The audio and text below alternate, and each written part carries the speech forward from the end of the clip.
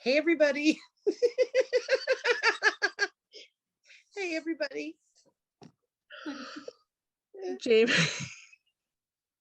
Hello, I am Article on Jamie. She's like, hello. Kim. Are you here? No, barely. Hello and welcome to Table for Five with no reservations. Take a seat at the table for a fresh, sweet, salty, tart, and pleasantly bitter conversation. Hello, thank you for taking a seat at the table. Today we're going to be talking about the 4th of July, and we want to wish everybody a happy 4th. Today we have Jen. Hi, everyone. Amy. Hi. Tabitha. Hello. Rachel. Hey, everyone. And I'm Kim McGeyser.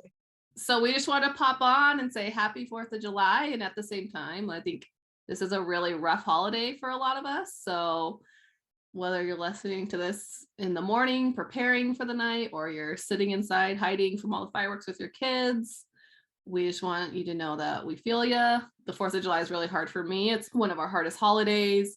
My son loves it. He loves the idea of fireworks. He loves seeing them, but the sounds and all that become too much for him. And so we often end up hiding inside. And over the years, we've gotten a little better about staying out a little longer, but we definitely can't do all the stuff that I had imagined, but it's all right. So we do July 1st in Canada. We don't celebrate the 4th of July, but Kaya, because everything on apps they're American, so it's always the 4th of July. So she'll say 4th of July, fireworks, celebration. And she loves them, but I don't think she would like them in person, that loud, pop, pop, pop, pop, because they're startling, right? So, but when she was younger, it was hide from the fireworks stuff. Yeah. We have a balancing. Nixon loves fireworks. He loves lighting off fireworks. He loves running from fireworks. He loves the sound that they make.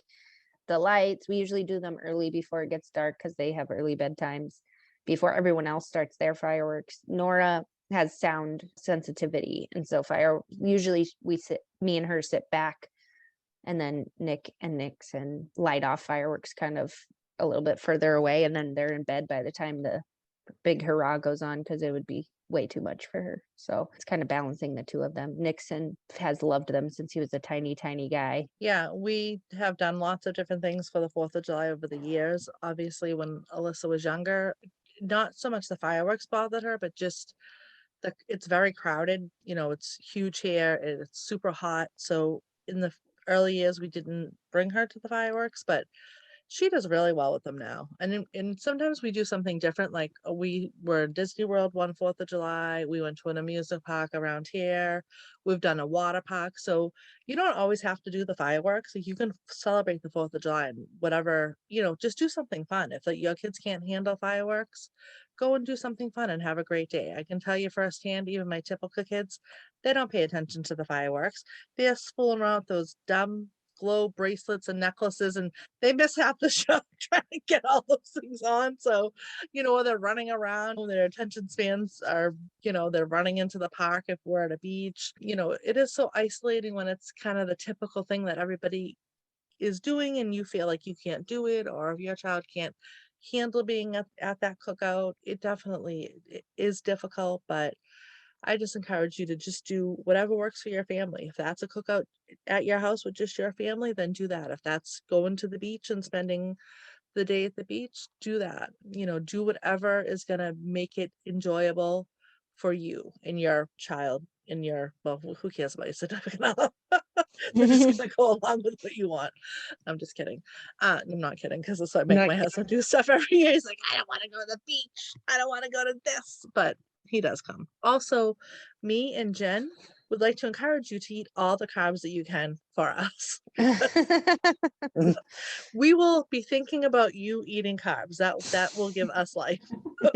Yes, please. Yes, please. And feel free to send pictures to the Table 5 podcast at gmail.com. I don't know who's working with fireworks when they could be eating carbs. I'm just saying. What about you, Rach? Does Celia like fireworks? Where we live and where we would go, like the typical 4th of July, the pre-Sealy 4th traditions, like in Minnesota and Wisconsin, there's just fireworks the whole dang weekend. And frankly, like once those damn stands go up in areas that don't have them really, like, have stores for fireworks. We have like these roll-in stands, once those show up, it's pretty much like between 5 and 9 p.m. You hear like a few cracks all the time through the summer, or like at least through that time of year. And There too.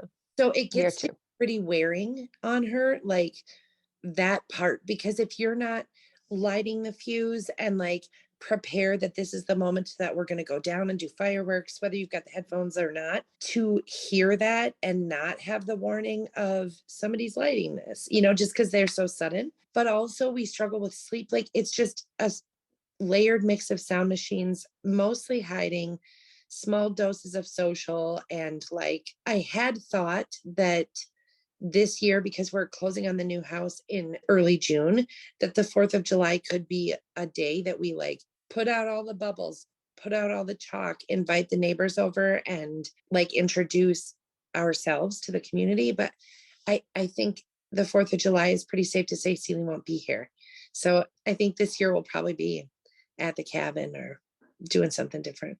Just like the holidays, you feel like you've got something dialed in from last year, and that's a resource you don't even need anymore. So now there's a whole other bag of tricks you need to figure out. But we do small doses of stuff. It's really just our trick. When you just brought up something interesting, so obviously fireworks you. are legal in Minnesota. Are they legal for everybody here? Phoenix has them. We go back and forth sometimes.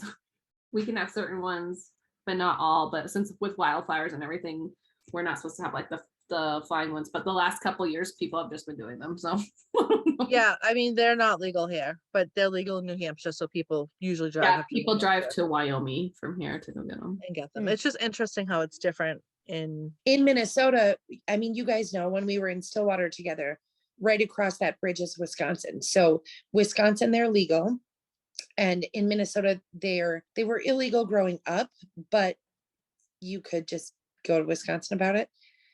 And then now, I think more like Jamie, there's stuff that is legal, like Black I think Cat. that's what we have too. Like there's like certain things that you can buy, but you can't buy ones that might start I'll a tell you what, fire. Wisconsin, I mean, you could do some straight up New Year's Eve, New York City style stuff over there. Like Montana too. Montana's like by the fire Oh my God, bursting Tabs, flames of my- glory.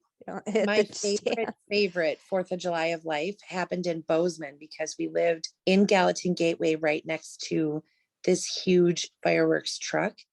And they did them like right up from their spot. Yeah, Which worked out every so town cool. in Montana does that. There's 4th of July is a huge holiday in Montana. People love it. They do big fireworks shows. It's crazy. It It's like so- we had like burst shells on our car the next day. Yeah. Yeah. Yeah. It's funny because they're always done here from the water. And Yeah. and it's not everyone has water, like, you know what I mean? Like Yeah. ocean. So like that's how Boston does a huge one, but it's usually out in the water where I like it, away from me, where it can't set me on Yeah. fire. Yeah. Montana, And they the same do thing. one in where we grew up, mainly in Billings. They do a big one in Laurel that everyone goes to. And Mhm. it's like the camping chairs, and there's 10,000 people. And, that's where everybody goes to see the fireworks.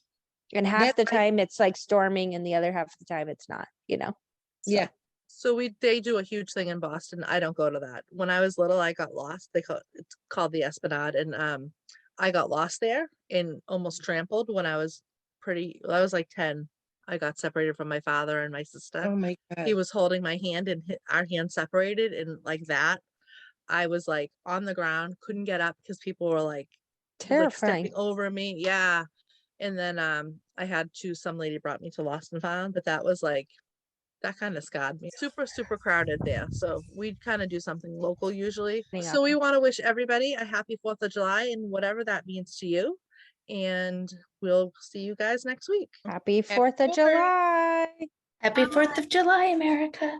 Or Yep. 1st of Sorry, July. Canadians. We love Ha- you. We hope you Happily have July 1, Canadians. a great Canada Day. You do. Yeah.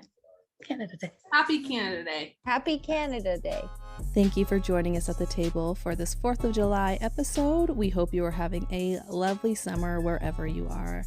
If you are enjoying the podcast, make sure you're subscribed wherever you listen so you can get every new episode. Make sure you rate and review us as well. You can follow us on Facebook and Instagram. If you'd like to contact us, please do at tablefor5podcast@gmail.com.